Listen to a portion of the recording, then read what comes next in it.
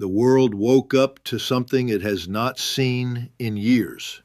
The United Arab Emirates, a symbol of Gulf stability and American strategic influence, came under missile fire. Iran's Islamic Revolutionary Guard Corps did not just claim responsibility. They issued a direct warning to Donald Trump, not a diplomatic note, not a veiled message, a public declaration telling the former and possibly future American president to surrender. At the same time, inside Iran, a massive crackdown is underway. This is not just another Middle East headline. This is a calculated escalation with global consequences. Let me take you back. The UAE has long positioned itself as neutral ground in the Middle East. It normalized ties with Israel. It hosts American military assets. It is a financial hub that connects East and West. But neutrality in the Middle East is a luxury, not a right. And Iran has made it clear that there are no safe zones anymore. The missile strike was not random. It was precise.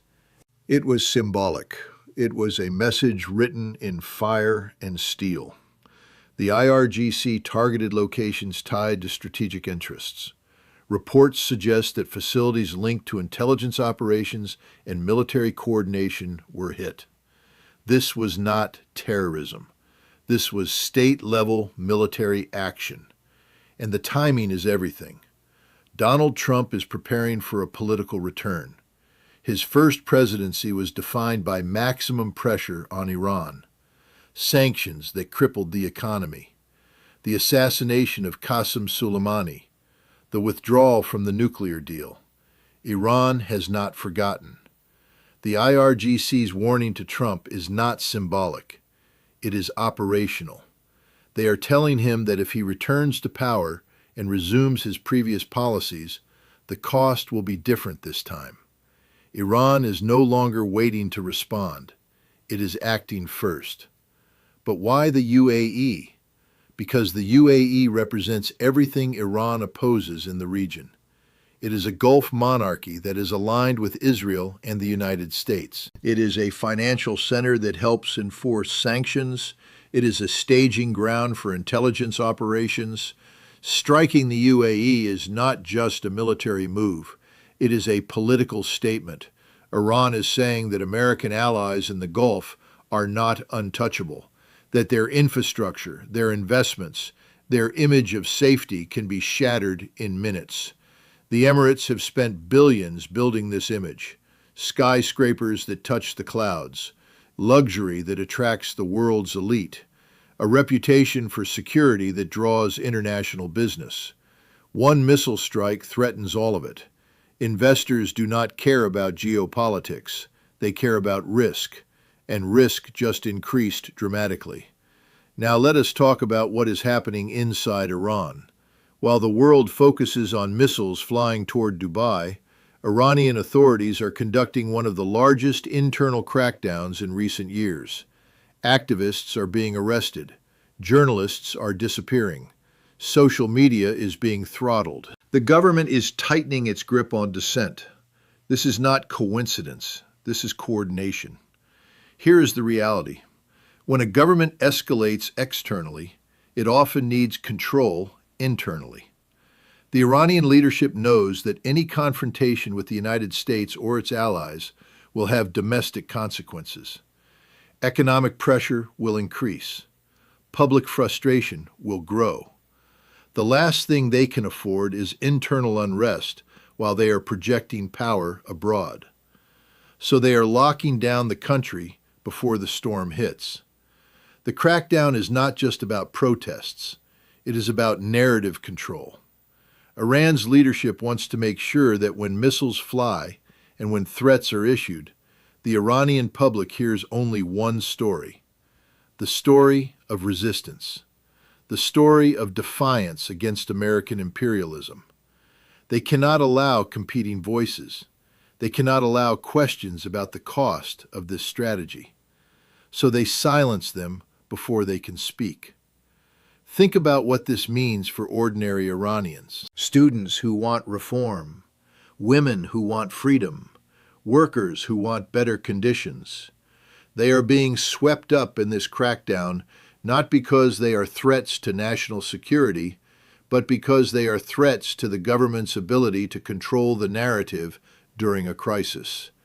Their voices could complicate the story.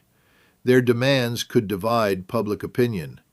So they are removed from the equation. Let us look at the bigger picture. The Middle East is entering a new phase. For decades, the regional order was built on American military dominance, Gulf oil wealth, and Israeli security superiority. That order is cracking. Iran has developed missile capabilities that can reach any target in the region. It has built a network of proxy forces across Iraq, Syria, Lebanon, and Yemen. It has weathered sanctions and internal pressure and emerged more aggressive, not weaker. The UAE strike is a test. It is Iran measuring the response. Will the United States retaliate? Will Israel act? Will the Gulf states unite or fracture? Will European powers stay silent or intervene? Every response, or lack of response, teaches Iran what it can get away with. And so far, the lesson has been clear. The appetite for war in Washington is low. The appetite for diplomacy is even lower. The result is a vacuum, and Iran is filling it. But there is another layer. This is also about Trump. The IRGC's message is not just military, it is psychological. They are trying to frame him as a warmonger before he even takes office. They are trying to put pressure on him to choose diplomacy over confrontation. But they are also preparing for the opposite. They are showing that if Trump returns to maximum pressure, Iran will respond with maximum reach. The word surrender is important here. It is not a military term in this context. It is a psychological one. The IRGC is telling Trump to surrender the idea that he can pressure Iran into submission, to surrender the belief that American power can dictate terms, to surrender the strategy that defined his first term. This is a direct challenge to his worldview, and Trump does not respond well to challenges. The economic impact is already being felt. Oil markets are watching closely. Any escalation in the Gulf affects global energy prices. The UAE is a major logistics and trade hub. Instability there sends shockwaves through supply chains. Insurance costs for shipping rise. Investors pull back. The global economy is already fragile. This adds another crack. Dubai is not just a city, it is a brand. It is the idea that you can have stability and prosperity in the Middle East, that you can do business without worrying about war, that you can build a future without fear. One successful missile strike threatens that entire narrative, and narratives matter. They shape investment decisions. They shape migration patterns. They shape the flow of capital and talent. Let us talk about what people are being told versus what is actually happening. Western media will frame this as Iranian aggression. They will call it terrorism. They will demand sanctions and isolation. Gulf media will call for unity and strength. Iranian media will celebrate resistance and victory. But none of them will tell you the full story. The full story is this: Iran is not acting out of madness. It is acting out of calculation. It sees a window of opportunity. American focus is divided. Russia is tied down in Ukraine. China is watching and learning. The Gulf states are rich but militarily dependent. Israel is powerful but politically unstable. Iran is testing the limits of what it can achieve without triggering full-scale war. And the crackdown inside Iran is part of the same strategy. You cannot project strength abroad if you are weak at home. The Iranian leadership knows this. They are preparing their population for sacrifice. They are preparing their systems for pressure. They are preparing the ground for a long confrontation. The mechanics of this crackdown are worth understanding. It is not chaotic. It is systematic. Security forces are targeting specific groups, civil society organizations, independent media, labor unions, student movements, anyone with the capacity to organize resistance or spread alternative narratives. This is counterinsurgency applied domestically, and it is effective. Now, what happens next? There are several scenarios. If the United States responds with military force, we could see a regional war. Iran will not fight conventionally. It will use asymmetric tactics, proxy attacks, cyber warfare, missile strikes on oil infrastructure. The Strait of Hormuz could become a choke point. Global energy markets could collapse. Imagine that scenario. 20% of the world's oil passes through the Strait of Hormuz. Iran has the capability to mine it, to strike tankers, to make it so dangerous that insurance companies refuse coverage. Oil prices could double or triple overnight. Inflation would spike globally. Economic recession would follow. And all of this would happen while the world is still recovering from previous shocks. If the United States chooses diplomacy, Iran will see it as weakness. They will push further. More strikes, more warnings, more pressure on American allies. The Gulf states will lose confidence in American protection. Israel will act independently. The region becomes more chaotic, not less. Saudi Arabia is watching this closely. They have spent years trying to repair relations with Iran. They reopened embassies. They talked about cooperation. But they also know that Iran sees the Gulf monarchies as illegitimate, as obstacles to Iranian regional dominance. If Iran can strike the UAE with impunity, what stops them from striking Riyadh next? The Saudis are caught between wanting peace and needing deterrence. If Trump returns and resumes maximum pressure, Iran will not back down like before. They have learned that sanctions alone do not break them. They have learned that assassinations create martyrs. They have learned that isolation can be survived. This time, they will respond differently. And the UAE strike is a preview. Trump's previous strategy assumed that economic pain would force Iran to negotiate, but it did not account for the regime's willingness to endure suffering.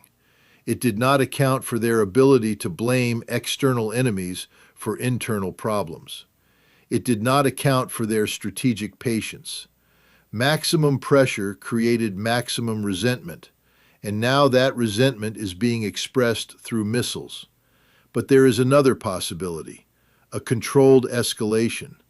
Both sides push and pull. Both sides test limits. Neither side wants total war, but both want to reshape the balance of power. This is the most likely scenario, and it is the most dangerous, because controlled escalations have a way of becoming uncontrolled. History is full of examples. World War I started as a controlled escalation. The Cuban Missile Crisis almost ended as an uncontrolled one. The problem with brinksmanship is that it assumes perfect information and perfect control.